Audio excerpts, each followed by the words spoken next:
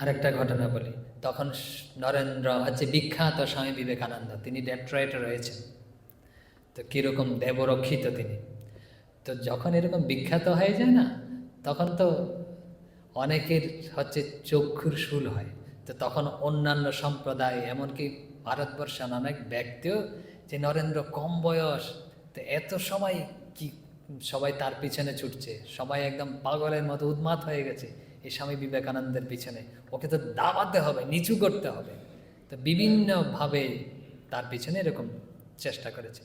তো একদিন তিনি এক নৈশভোজে, মানে রাতের কোনো এক অনুষ্ঠানে গেছেন, অনুষ্ঠান হচ্ছে তাকে নিমন্ত্রণ করেছে, তিনি গেছেন স্বামীজি। তো ওখানে যেরকম দেয়া হয় সেরকম সভ্যদের আহার তিনি করেছেন। তা করার পরে না, কফিও তাকে পরিবেশন করা হয়েছে। তো কফি তিনি খাবেন, যেই চুমুক দেবেন না, ঠাকুর বলছে খাসনি, বিষ। তিনি সাথে সাথে এটা না খেয়ে রেখে দিয়েছে। এরকম।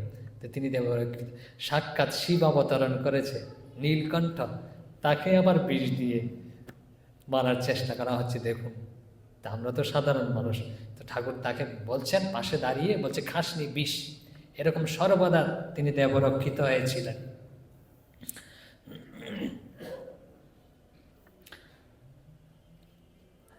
আরেকটা ঘটনা বলি, কয়েকটা। যে তখন হচ্ছে স্বামীজি এসছেন, কলকাতায় রয়েছেন, বলরাম বাবুর বাড়িতে রয়েছেন তিনি। তো তিনি চাচ্ছেন যে ঠাকুরের কাজ, শ্রীরামকৃষ্ণের কাজ দ্রুত এগিয়ে যাক। ত্রিগুণাতীতানন্দ, যে ত্রিগুণাতীতানন্দ তখন হচ্ছে উদ্বোধনে রয়েছেন, এই উদ্বোধন যে পত্রিকা, তো তার প্রকাশক, তো সেরকম কাছে এগোতে পারছেন না, তিনি এসছেন। তো এসে বলছেন যে ভাই, তখন রাজা মহারাজা রয়েছেন, রাখাল। তো স্বামীজিকে বলছেন, ভাই যে হচ্ছে প্রেস বিক্রি করে দেব, আর পারছি না, এরকম। তো স্বামীজি যখন এসব শুনেছে না, যে কাজ হবে না, তিনি এই শব্দ হবে না, এই শব্দ তিনি পছন্দ করতেন না। তিনি তো তুরিয়ার ত্রিগণতাতীন আনন্দকে বকতে শুরু করেন, হ্যাঁ তোদের দ্বারা কোনো কাজ হবে না, আমি দেখ ঠাকুরের কাজের জন্য প্রতি কীরকম পরিশ্রম করছে, এসব টেসব বলছে।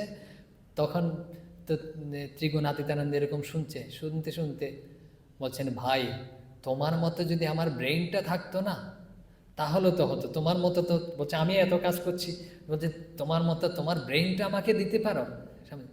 তো এতে এত সরলভাবে বলেছে না, সবাই যারা ছিল সবাই হু করে হেসে দিয়েছে। তো বলছে, একজন বলছে যে ত্রিগুণাতীতানন্দ বলছে ওনার হচ্ছে জ্বর,